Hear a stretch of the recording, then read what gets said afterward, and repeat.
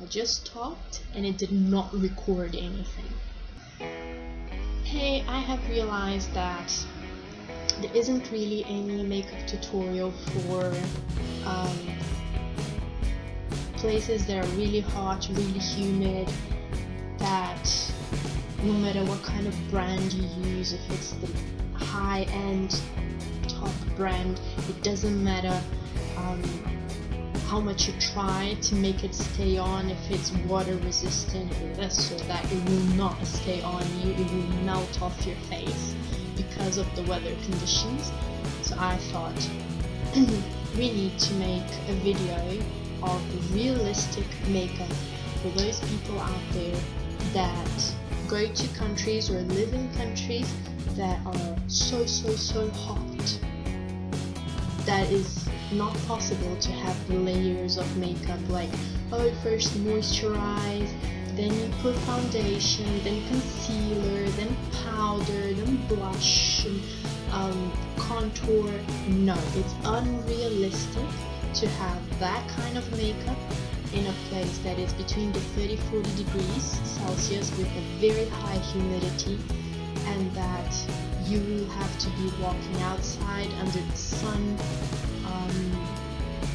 or cramming inside a bus with a whole bunch of other people, and it's just crazy. So this is a realistic makeup for that kind of situation. If you're traveling, maybe this makeup I have tested in Dubai in plain summer, which was, that day was about 50 degrees. That was the highest temperature I have been in, and I tell you, I did not last. That was, I think I spent outside 2 minutes tops, and that was enough to know what kind of makeup actually stays on and which kind of makeup will not last it. I have tested this same makeup in Sri Lanka, in Colombo, Sri Lanka, and it was also summer. I don't quite know what kind of temperature it was, but it was really high, and the humidity was extremely high. I have tested this here in Brazil. Right now we are between the 30s, 40s degrees. I'm guessing right now maybe 32 degrees. Very humid, and I don't know if you can see, when you have a humid weather, my hair just goes really curly. So here's an example. So don't laugh at my hair. I know I could have gone and straightened it out, but couldn't bother. It's too hot. You just don't want to be close to hot things. So yes, I have tried this makeup in quite a few different countries, with very high humidity, very high temperatures, and this will definitely stay on. This is the kind of makeup that is realistic. So don't feel like, oh, I wish I could do this kind of makeup and I live in this kind of country but I can't do it because it will melt off. Not necessarily. That is why maybe people from really hot countries, they have really good skin. Just joking. You will cut off all the layers that you're gonna put on your face, exactly because your face will need to breathe. It will need to, if it needs to sweat, it will need to sweat. And if you sweat with a whole bunch of layers of makeup, it shows off even more, because it goes into like little, first of all, it goes into like little balls of sweat, and then it just melts with the makeup, and that is just an ugly thing to see. So here's my recommendation of the makeup you should be wearing if you are traveling to one of those countries or you live in one of those countries. First of all, no face makeup. So what you're going to do is, yes, you will need to put some sunblock, because you do not want to become a lobster red burnt face or body while having a walk touring about or something like that. So please do protect yourself. Yes, sunlight is good, but this kind of sunlight for a full day, it will burn you and it will not be pretty. It will not be good for you. not just future-wise, but right at the moment-wise as well. So basically, face-wise, or better saying, skin-wise, just put a sunblock and that's it. And don't put a sunblock that's lesser than 30, because it will just not last you the day and it will not do you much good either.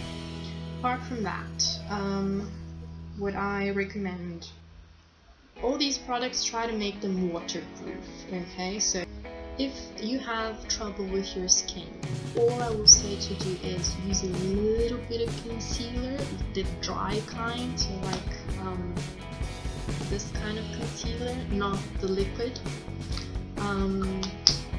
Or you can use a powder that has a little bit of coverage, but it's not thick and heavy. That kind of powder is also acceptable. Just the powder, I would say, is good to take the shininess off if you're an oily person. I'm a dry person, so I tend not to do the powder. So I usually do use the little stick. If you're going to a slightly fancier thing, like at night, so it's slightly cooler and all this, I recommend, instead of a foundation, concealer, powder, use a BB cream. It's lighter, it will look more natural, and it's fine.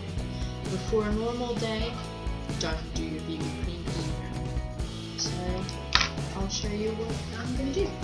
So basically, you have already put your sunblock, let it sink in and all this, and then you go with your concealer if you need it, not necessarily, and put it just in the parts that you need it. Me, I have redness on my nose and on this area here, which I don't think you can see in this video, but I can, so I will do that. And very lightly, not a very heavy amount. I don't know if you can see, I know the lighting is not great and the camera isn't either, but bear with me. I'm just gonna use my fingers. Also, this is a really thick makeup, so it's not like you can't do it. So if you're gonna do some eyeshadow, go for it. I am going to use a very light eyeshadow on the corners, and that's it. So I'm not really feeling fancy today.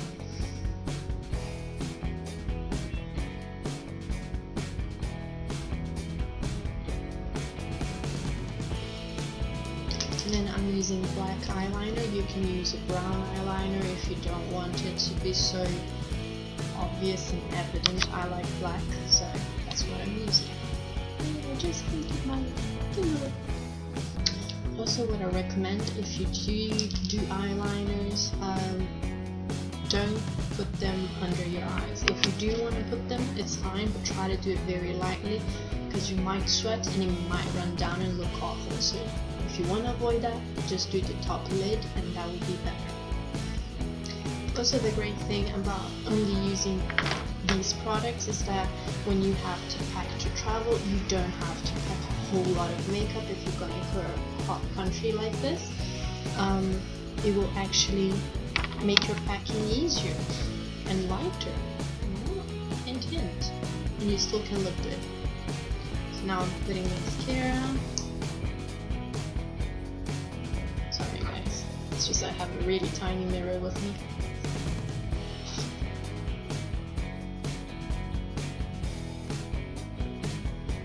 Also, if you want to avoid the panda eyes at the end of the day, or before the end of the day, because it melts, try not to use mascara as well on the lower lashes, but if you're feeling daring, go for it.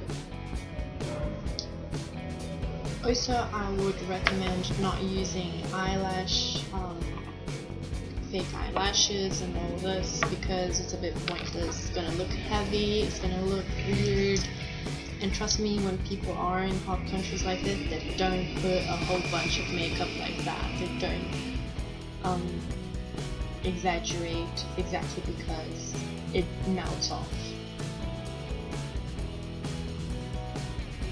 I'm setting my eyebrow now with a little clear brow gel, just to have it not move around the place. It will move because it will melt, as I said, but at least it will not melt so much or look ugly when it does not.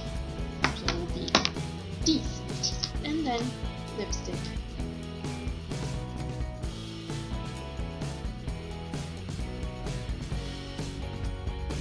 See? Simple, easy, quick, and you can take it in any kind of country that is very hot, very humid, and it will not melt off your face. So I hope to see you guys in another video, and yeah, the blog and the YouTube channel will be undergoing in the next few days a lot of changes, so keep tuned. And if you want to comment and let me know what you would be expecting of changes on both or either, just let me know in the comments below. Click subscribe, follow me, like, comment, all this stuff. See ya!